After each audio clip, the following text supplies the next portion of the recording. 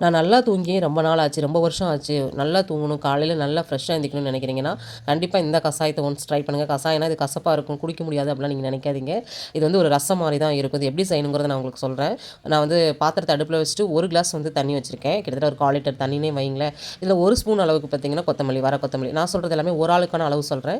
நீங்க 2 பேர், 3 பேருக்கு தகுந்த மாரி நீங்க மாத்திக்கலாம். 1 ஸ்பூன் சீரகம் போட்டிருக்கேன். 1 ஸ்பூன் 3/4 ஸ்பூன் நீங்க வந்து சோம்பு போட்டா போதும்.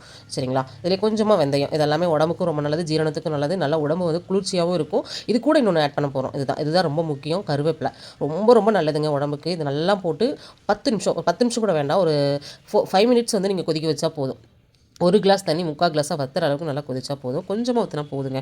நல்லா அந்த எசன்ஸ் மட்டும் இறங்குனா மட்டும் போதும். இது உடம்புக்கு அவ்வளோ ஆரோக்கியமா இருக்கும். காலையில நீங்க வந்து என்ன டைம்க்கு எந்திரிக்கணும்னு நினைக்கிறீங்களோ, டான் வந்து எழுப்பிவிடும். நல்லா ஜீரணமாகும். பாத்ரூம் பிரச்சனை இருக்கிறவங்களுக்கு கண்டிப்பா இது வந்து நல்ல ஒரு ரிசல்ட் வந்து குடுக்கும்.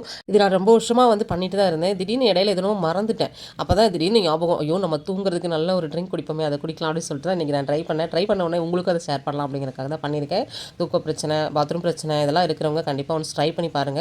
இன்னைக்கே ட்ரை பண்ணுங்க. நல்ல ஒரு ரிசல்ட் கிடைக்கும். நாளைக்கு எனக்கு கண்டிப்பா கமெண்ட் பண்ணுங்க. சரிங்களா? நல்ல ஒரு தூக்கமும் வரும். நல்லா ஃப்ரெஷ்ஷா காலையில எந்திரிப்பீங்க. நம்ம வேலைகள் எல்லாமே கடகடன்னு நம்ம முடிச்சலாம். நல்ல தூக்கம் இருந்தாலே நிறைய வேலைகள் வந்து ஆகும். இது உடம்புக்கும் ரொம்ப நல்லது. நம்ம ரசத்துக்கு யூஸ் பண்ணக்கூடிய இன்கிரீடியன்ட்ஸ் தான் எல்லாமே யூஸ் பண்ணியிருக்கோம். உடம்புக்கு எந்த வித கெடுதலும் கிடையாதுங்க. ட்ரை பண்ணி பாருங்க.